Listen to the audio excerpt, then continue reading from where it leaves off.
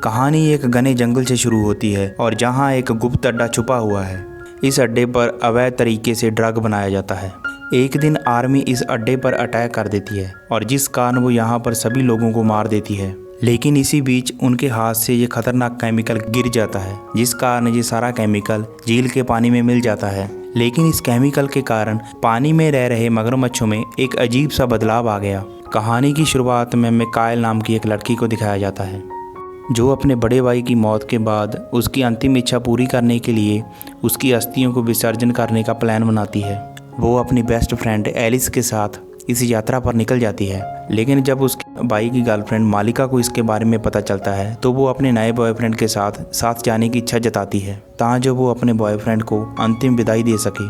लेकिन मालिका ने उसके भाई की मौत के बाद ही एक नया बॉयफ्रेंड बना लिया था, जिसका नाम सैम था। इस बात से कायल को काफ़ी नाराज़गी थी, लेकिन पैसे कम होने के कारण उसे मलिका के साथ ही यात्रा करनी पड़ी, क्योंकि मलिका ने अभी हाल ही में नई गाड़ी ली थी।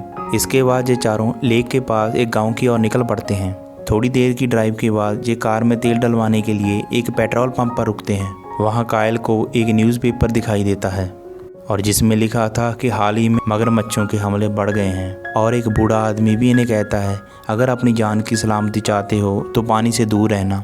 लेकिन मलिका उसकी बात को अनसुना कर देती है और सभी को जल्द से जल्द कार में बैठने के लिए कहती है।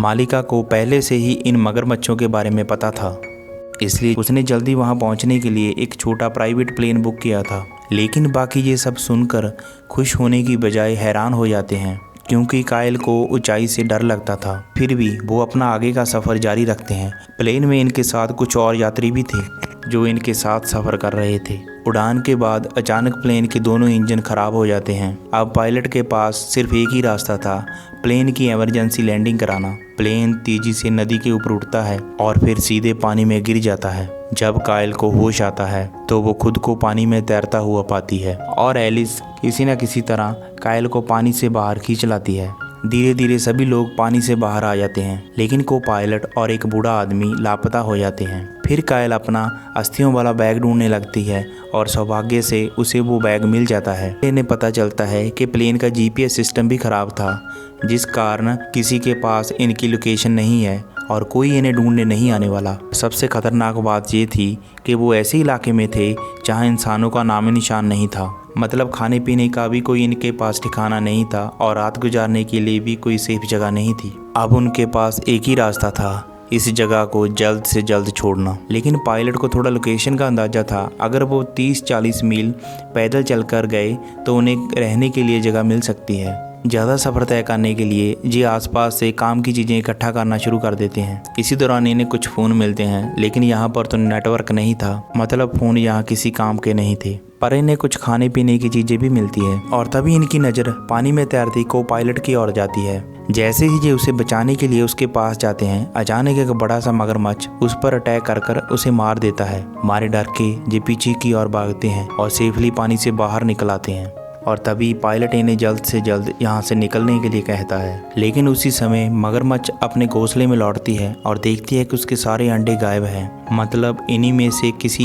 एक ने ही उसके अंडे चुराए हैं, क्योंकि इन अंडों की बाहर मार्केट में बहुत ज़्यादा कीमत थी। जिससे गुस्से में आकर वो अपने अंडों को ढूंढने के लिए निकल जाती है। इससे बेखबर सभी धीरे धीरे आगे बढ़ते हैं। जब अंधेरा होने लगता है तो वो रात गुजारने के लिए रुकने का फैसला करते हैं। कायल इन्हें सुझाव देती है कि वो आग जगाएं ताकि जंगली जानवर आग के पास ना आ सकें। थोड़ी देर के बाद ये सभी सो जाते हैं और तभी एक आदमी पेशाब करने के लिए उठा। अचानक उसे अपने आसपास फ़ोन की रिंग सुनाई देती है। जैसे ही वो फ़ोन उठाने के लिए नीचे झुकता है तो एक बड़ा मगरमच्छ उस पर हमला कर उसे मार देता है। सुबह होने पर जब बाकी लोग उठते हैं, उसके ज़्यादातर शरीर को मगरमच्छों ने खा लिया था। ये देखकर सभी में घबराहट बढ़ने लगती है। पायलट इन्हें बताता है कि यहाँ के मगरमच्छ नॉर्मल नहीं है, वो बहुत तेज और ख़तरनाक हैं। वो इंसान पर ही हमला करते हैं और उसे खाते नहीं बल्कि मारकर छोड़ जाते हैं। इसी बीच एलिस को एक पहाड़ी पर घर दिखाई देता है। उसे उम्मीद थी कि वहाँ मदद मिल सकती है। जैसे ही वे घर की ओर बढ़ने लगते हैं, जंगल और भी घना होता जाता है। बूढ़ी औरत सबसे आगे चल रही थी। तभी कायल को अपने आसपास से आवाज़ सुनाई देती है। वो सभी को वहीं पर रुकने के लिए कहती है। पायलट उसे रुकने का कारण पूछता है और वो झाड़ियों की तरफ इशारा करते हुए कहती है कि वहाँ पर कुछ बड़ा है। कायल सभी को एक साथ रहकर भागने के लिए कहती है। उसका मानना था कि मगरमच्छ झुंड पर अटैक नहीं करते बल्कि वो अकेले को शिकार बनाते हैं। इसी दौरान एक मगरमच्छ उस बूढ़ी औरत को खींचकर झाड़ियों के बीच ले जाता है और बाकी मगरमच्छ भी इन पर हमला कर देते हैं। जल्दी से भागकर सभी एक झोपड़ी में घुस गए, लेकिन दुर्भाग्य से जोई का पैर मगरमच्छ के जबड़े में फंस गया। पूरी ताकत लगाकर सभी ने उसे खींचकर मगरमच्छ से बचाया। रात होने के बाद धीरे धीरे बाहर का माहौल शांत हो जाता है। ऐसा लग रहा था कि सभी मगरमच्छ झोपड़ी से दूर चले गए हैं। उसी समय कायल ने जोई के पैर पर पट्टी बांधी और सुझाव दिया कि सेफ्टी के लिए सभी को बारी बारी पहरा देना होगा। लेकिन किसी को अंदाजा नहीं था कि झोपड़ी से थोड़ी दूर मगरमच्छ अब भी छुपे हुए थे और मौके की तलाश में थे। सुबह होते ही सैम को झोपड़ी में से एक पुराना नक्शा मिला और नक्शे के मुताबिक 4 किलोमीटर दूर एक फैक्ट्री थी। शायद इन्हें वहां से मदद मिल सकती थी। कायल और सैम मिलकर फैसला करते हैं कि किसी भी हालत में ये उस फैक्ट्री तक पहुंचेंगे। लेकिन मालिका का मानना था कि झोपड़े में रहना ही ज़्यादा सेफ है, पर ज़्यादा वोट कायल की तरफ होने के कारण ये सभी लोग वहां से जाने का फैसला करते हैं। इसके बाद ये धीरे धीरे झोपड़ी से बाहर निकलते हैं। थोड़ी दूर चलने के बाद सबके सामने एक गहरी नदी आ गई। फैक्ट्री तक पहुंचने के लिए इस नदी को पार करना जरूरी था, लेकिन सीधे पानी में उतरना भी सुसाइड के बराबर था। और तभी कायल ने एक सुझाव दिया कि वे लकड़ी से एक बेड़ा बना सकते हैं और उससे नदी पार कर सकते हैं। लेकिन एलिस को डर था कि पानी में मगरमच्छ होंगे, पर कायल ने उसे समझाया कि कल रात की हुई बारिश के कारण सभी मगरमच्छ किसी ठंडी जगह पर आराम कर रहे होंगे, वो इस समय हमला नहीं करेंगे। ये सुनकर सभी ने बेड़ा बनाने का काम शुरू कर दिया। घायल जोई एक साइड में बैठकर ये सब कुछ देख रही थी।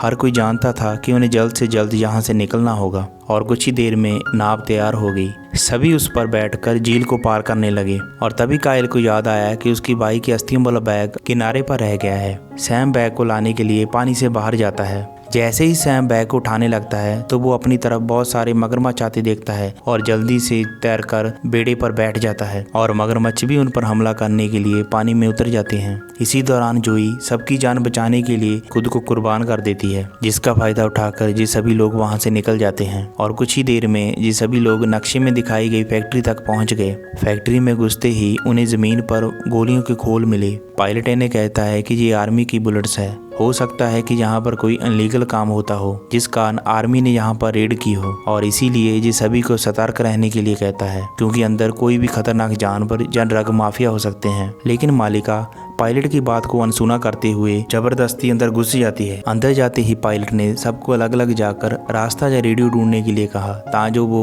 यहाँ पर हेल्प मंगा सकें। और पायलट ने मालिका को एक बार फिर से चेतावनी दी, अगर तुमने फिर से कोई ऐसी हरकत की तो उसकी सजा तुम खुद भुगतोगी। लेकिन मालिका फिर भी अपनी मनमानी करती रही। उसी समय पायलट के ठीक ऊपर एक मगरमच्छ उस पर हमला कर देता है और उसे पकड़कर अपने साथ ले जाता है। लेकिन कायल और सैम ने समय रहते मालिका को ऊपर खींचकर उसकी जान बचा ली। अब सब जानते थे कि हर सेकंड उनके लिए एक जानलेवा हो सकता है। वहां से निकलने के बाद ये सभी इकट्ठे होकर एक बेसमेंट में पहुंचते हैं, लेकिन वहां का नजारा देख सभी के होश उड़ जाते हैं। बहुत सारे मगरमच्छ वहां पर आराम कर रहे थे। कायल ने देखा कि बेसमेंट की दूसरी ओर एक वॉकी टॉकी रखा था और वो सभी को कहती है कि अगर हम सेफली वहां तक पहुंच जाएं तो बचाव दल को बुला सकते हैं। और बिना शोर किए ये धीरे धीरे मगरमच्छों के बीच से निकलने लगे। कायल सबसे पहले अपनी जान बचाते हुए सेफली दूसरी तरफ पहुंच जाती है, पर सभी के निकलने के बाद सैम का पैर में एक मगरमच्छ के अंडे पर पड़ जाता है। अंडे की टूटने की आवाज के कारण सभी मगरमच्छ जाग उठते हैं और सैम पर हमला कर देते हैं और बाकी सभी अपनी जान बचाते हुए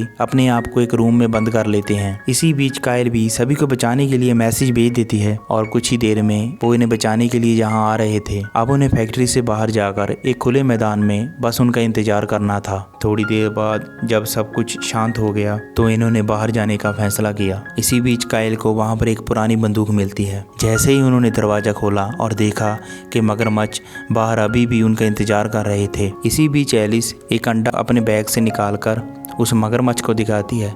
मतलब कहानी की शुरुआत में जो अंडे चुराए थे वो एलिस ने ही चुराए थे। जैसे ही वो अपना हाथ उसकी तरफ करती है तो वो मगरमच्छ उसके हाथ पर हमला कर देता है। ये देखकर कायल ने तुरंत अपनी बंदूक से उस मगरमच्छ पर गोली चला दी। इसी बीच ये एलिस को बचाकर उस मगरमच्छ से दूर ले जाते हैं और कायल एक नुकीली लकड़ी उठाकर उस मगरमच्छ की आंख में घुसेड़ देती है और दर्द से मगरमच्छ कायल को उठाकर दूर फेंक देता है। इसी दौरान कायल की नज़र एक केमिकल पर पड़ती है और जिसे वो उस मगरमच्छ पर गिरा देती है और एक लाइटर जलाकर उसे मगरमच्छ की ओर फेंक दिया। कुछ ही देर में आग की लपटों ने उस मगरमच्छ को घेर लिया और आग में जलने के कारण मगरमच्छ वहीं पर मर जाता है। इसके बाद ये सभी लोग उस फैक्ट्री से बाहर निकलकर एक पुल पर पहुंच जाते हैं और दूर इन्हें बचाव दल की एक हेलीकॉप्टर अपनी तरफ आती दिखी और जिसे देखकर इनकी सांस में सांस आई। अंत में कायल के साथ उसके भाई की अस्थियों को विसर्जित करते हुए ये कहानी यहीं पर समाप्त हो जाती है। दोस्तों, अगर आपको हमारी कहानी पसंद आई हो तो इस वीडियो को लाइक करें और चैनल को सब्सक्राइब करें।